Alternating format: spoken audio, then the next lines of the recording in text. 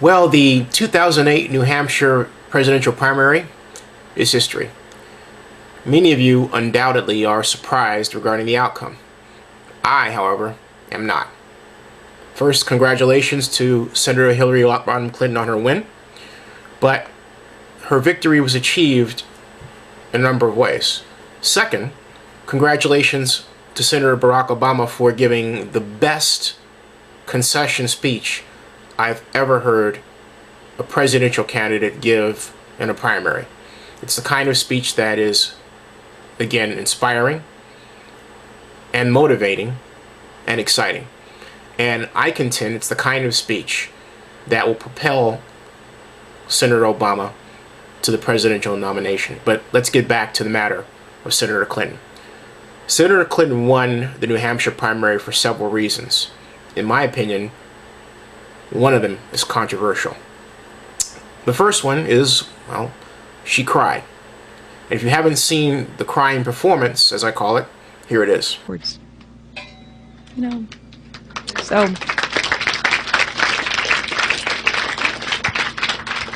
this is very personal for me. It's not just political, it's not just public.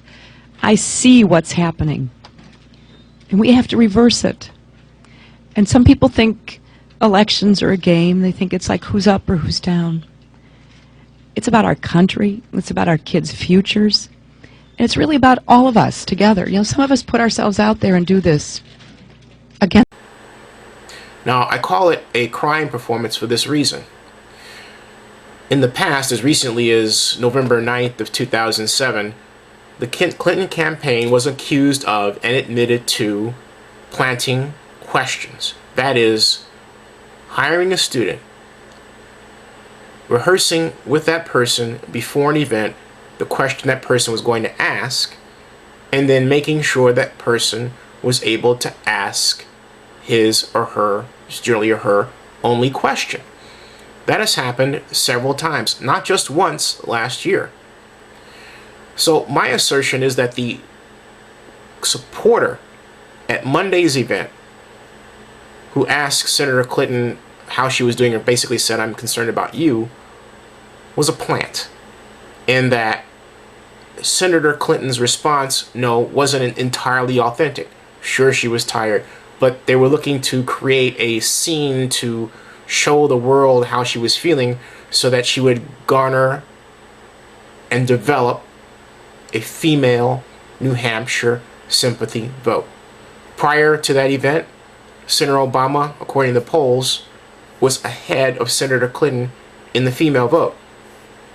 The exit polls after the New Hampshire primary showed that Senator Clinton was up over Senator Obama by 13 points. The event and the staged act, as I call it, served its purpose. The second reason is even far more sinister, and it's this.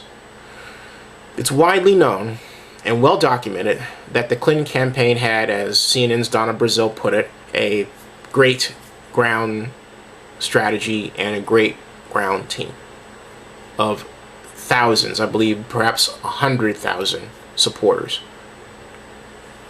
Many of those supporters were paid to come from states like New York and, of course, nearby Massachusetts into the comparatively small state of New Hampshire to assist in canvassing, to help voters get to the polls, and my assertion is to vote themselves. Why do I say that? Simple.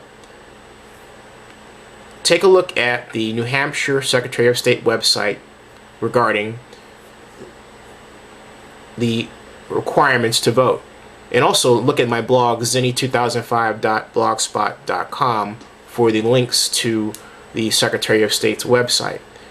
And you will find that, without getting into techniques, you can read about it. I encourage you to read about it yourself. Basically, if you're an undeclared voter, you can come into New Hampshire on the day of the presidential primary, sign in, and have some proof that you live in New Hampshire, utility bill, and there's no time limit.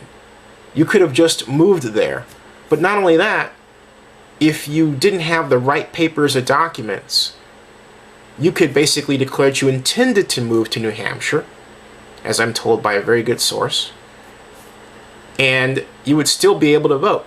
And my statement is supported by a document I found which demonstrates that even if you were to go to a polling place and you didn't have the right documentation and the polling place manager challenged your right to vote, you could still vote. So imagine bussing in several thousand people that you paid. Well, of course you paid them. You may have paid for their meals, room and board. You certainly paid for the buses for them to get. Hey, time out, folks. You're probably saying, wait a minute, Senator Clinton received more young votes this time.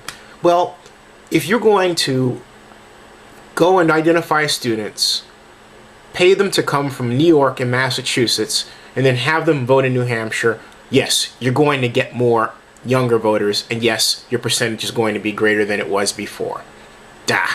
There, only to vote, and then they go home.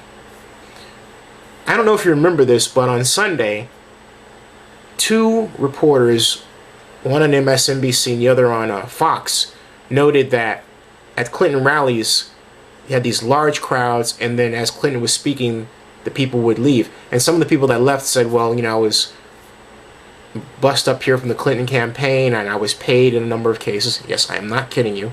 Paid. And now I'm going back to rest or do whatever it is that I have to do. I'm tired.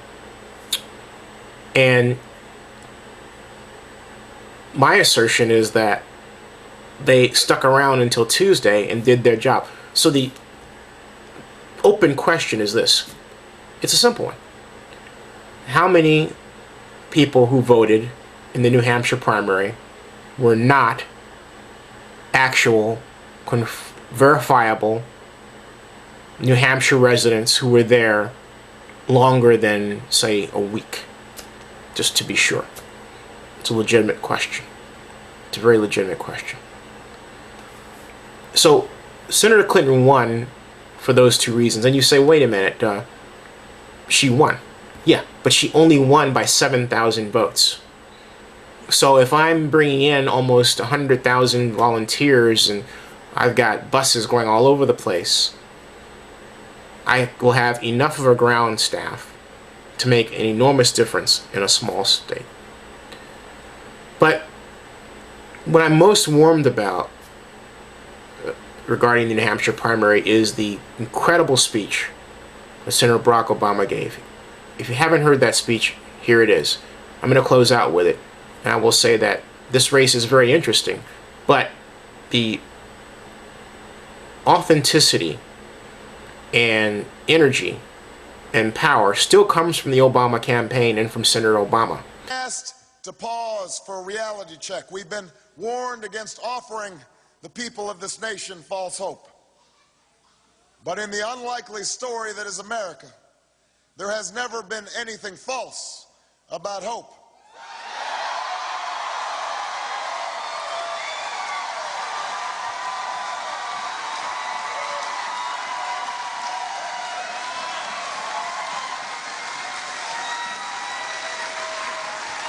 For when we have faced down impossible odds, when we've been told we're not ready, or that we shouldn't try, or that we can't, generations of Americans have responded with a simple creed that sums up the spirit of a people. Yes, we can. Yes, we can. Yes, we can.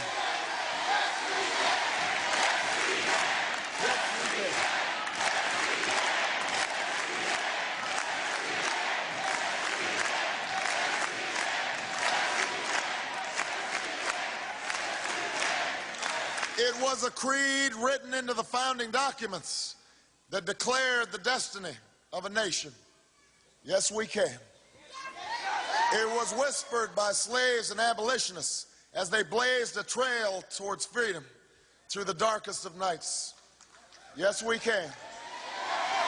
It was sung by immigrants as they struck out from distant shores and pioneers who pushed westward against an unforgiving wilderness. Yes, we can.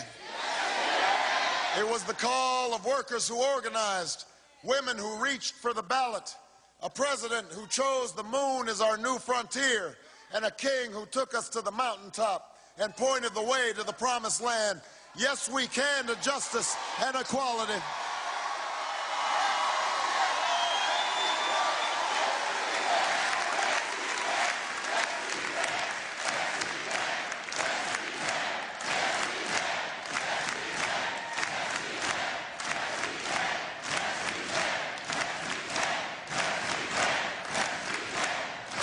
Yes, we can to opportunity and prosperity.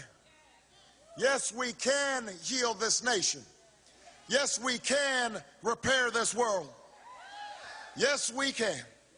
And so tomorrow, as we take the campaign south and west, as we learn that the struggles of the textile workers in Spartanburg are not so different than the plight of the dishwasher in Las Vegas, that the hopes of the little girl who goes to the crumbling school in Dillon are the same as the dreams of the boy who learns on the streets of LA. We will remember that there is something happening in America, that we are not as divided as our politics suggest, that we are one people, we are one nation, and together we will begin the next great chapter in the American story with 3 words that will ring from coast to coast, from sea to shining sea. Yes, we can. Thank you, New Hampshire. Thank you.